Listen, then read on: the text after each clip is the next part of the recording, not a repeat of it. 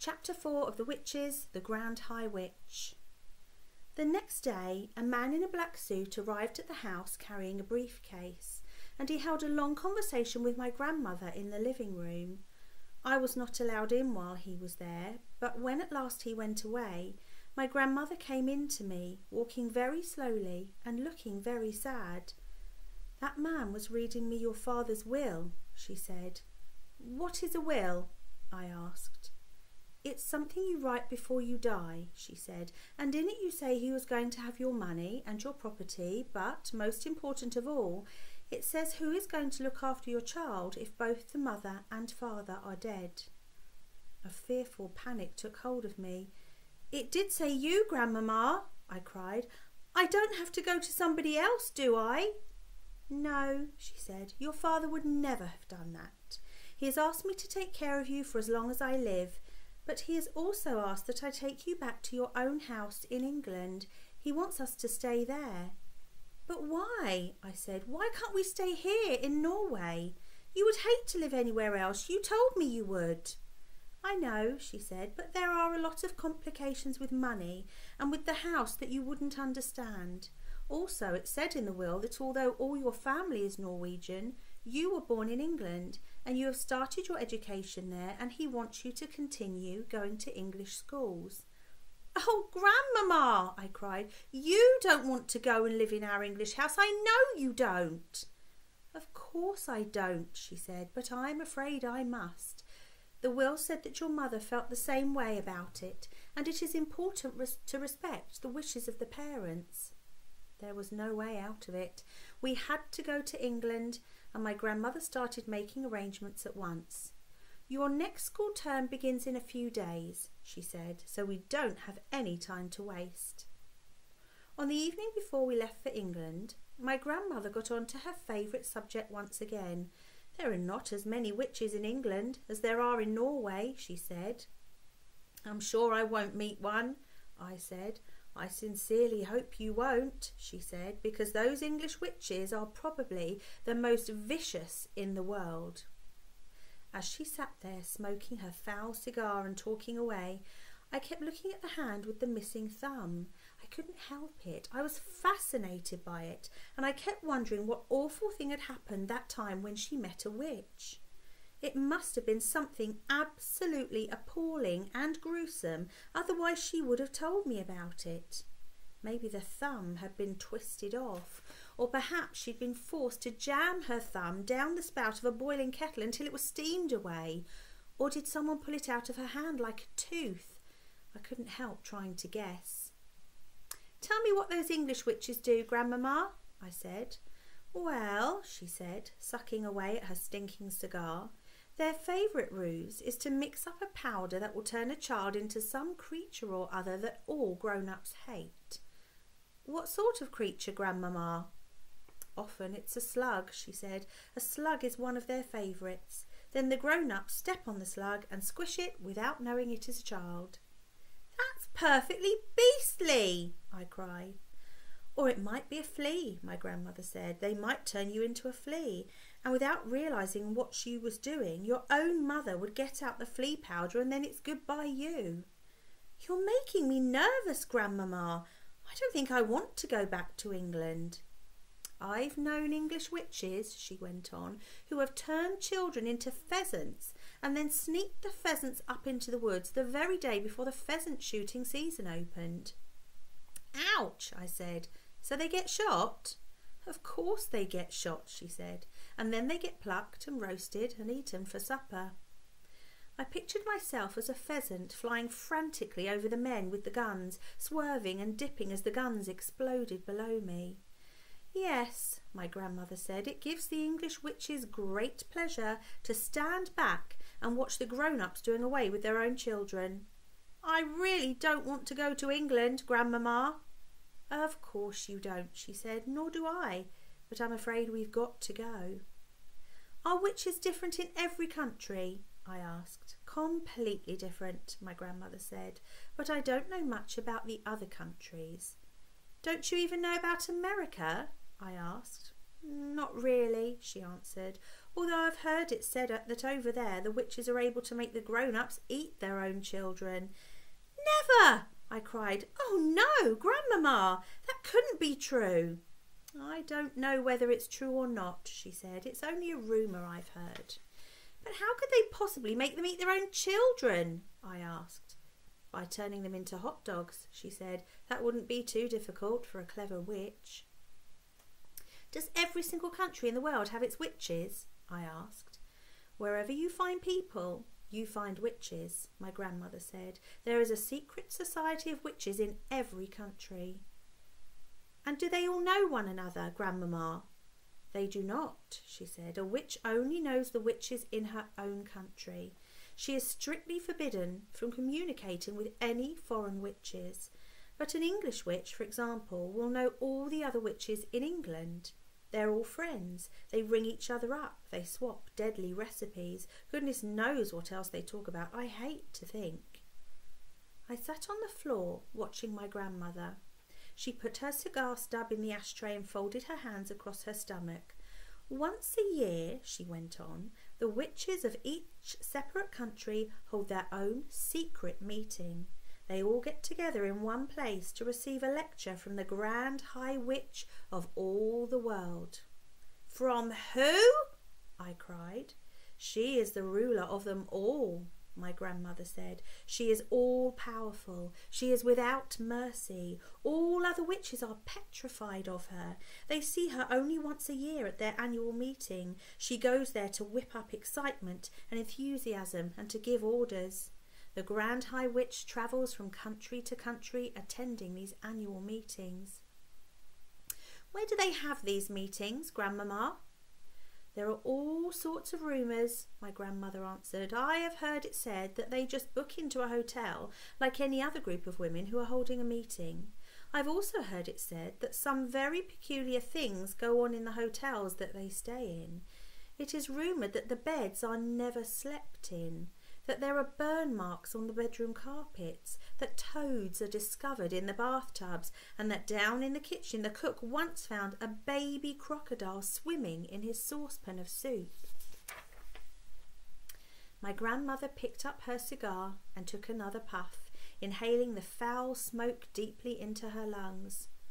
"Where does the Grand High Witch live when she's at home?" I asked. "Nobody knows," my grandmother said. "If we knew that, then she could be rooted out and destroyed. Witchophiles all over the world have spent their lives trying to discover the secret headquarters of the Grand High Witch." "What is a witchophile, Grandmama?" "A person who studies witches and knows a lot about them," my grandmother said. "Are you a witchophile, Grandmama?" "I am a retired witchophile," she said. "I'm too old to be active any longer. But when I was younger, I travelled all over the globe trying to track down the Grand High Witch. I never came even close to succeeding." "Is she rich?" I asked. "She's rolling," my grandmother said, "simply rolling in money. Rumour has it that there is a machine in her headquarters which is exactly like the machine the government uses to print the banknotes you and I use. After all, banknotes are only bits of paper with special designs and pictures on them. Anyone can make them who has the right machine and the right paper. My guess is that the Grand High Witch makes all the money she wants and she dishes it out to witches everywhere." "What about foreign money?" I asked.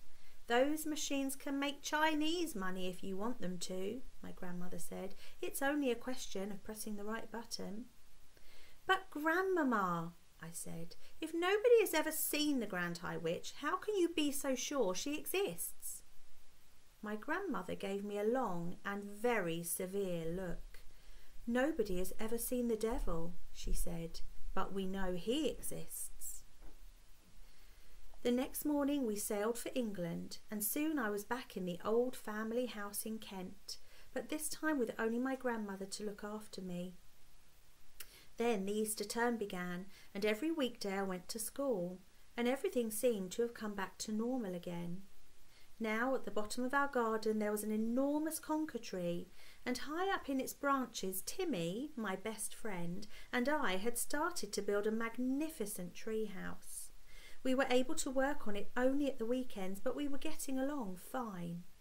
We had begun with the floor, which we built by laying wide planks between two quite far apart branches and nailing them down. Within a month we had finished the floor. Then we constructed a wooden railing around the floor, and that left only the roof to be built. The roof was the difficult bit. One Saturday afternoon, when Timmy was in bed with the flu, I decided to make a start on the roof all by myself.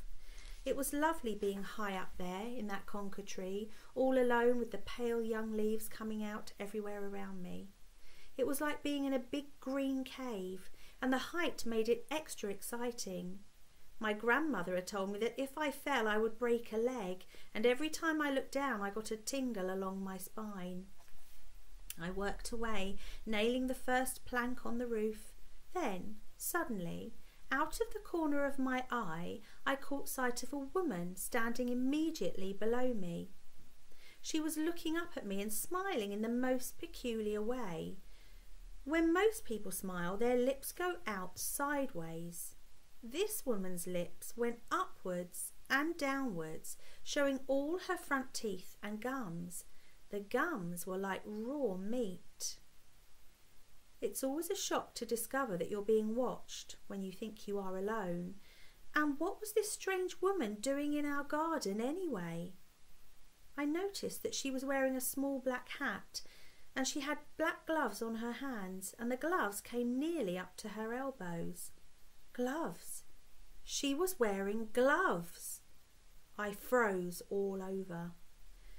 "I have a present for you," she said, still staring at me, still smiling, still showing her teeth and gums.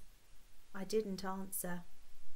"Come down out of that tree, little boy," she said, "and I shall give you the most exciting present you've ever had." Her voice had a curious rasping quality. It made a sort of metallic sound, as though her throat was full of drawing pins. Without taking her eyes from my face, she very slowly put one of those gloved hands into her purse and drew out a small green snake. She held it up for me to see. "It's tame," she said. The snake began to coil itself around her forearm. It was brilliant green. "If you come down here, I shall give him to you," she said. "Oh, Grandmama," I thought, "come and help me." Then I panicked. I dropped the hammer and shot up that enormous tree like a monkey. I didn't stop until I was as high as I could possibly go, and there I stayed, quivering with fear. I couldn't see the woman now. There were layers and layers of leaves between her and me. I stayed up there for hours, and I kept very still. It began to grow dark. At last I heard my grandmother calling my name. "I'm up here," I shouted back. "Come down at once," she called out. "It's past your supper time." "Grandmama," I shouted, "has that woman gone?" "What woman?" my grandmother called back. "The woman in the black gloves." There was silence from below. It was the silence of somebody who was too stunned to speak. "Grandmama," I shouted again, "has she gone?" "Yes," my grandmother answered at last. "She's gone. I'm here, my darling. I'll look after you. You can come down now." I climbed down. I was trembling. My grandmother enfolded me in her arms. "I've seen a witch," I said. "Come inside," she said. "You'll be all right with me." She led me into the house and gave me a cup of hot cocoa with lots of sugar in it. "Tell me everything," she said. I told her. By the time I had finished, it was my grandmother who was trembling. Her face was ashy grey, and I saw her glance down at that hand of hers that didn't have a thumb. "You know what this means," she said. "It means that there is one of them in our district. From now on, I'm not letting you walk alone to school." "Do you think she could be after me specially?" I asked. "No," she said. "I doubt that. One child is as good as any other to those creatures." It was hardly surprising that after that I became a very witch-conscious little boy. If I happened to be alone on the road and saw a woman approaching who was wearing gloves, I would quickly skip to the other side. And as the weather remained pretty cold during the whole of that month, nearly everybody was wearing gloves. Curiously enough, though, I never saw the woman with the green snake again. That was my first witch, but it wasn't my last. I'll see you next time for chapter 5. Thanks for listening.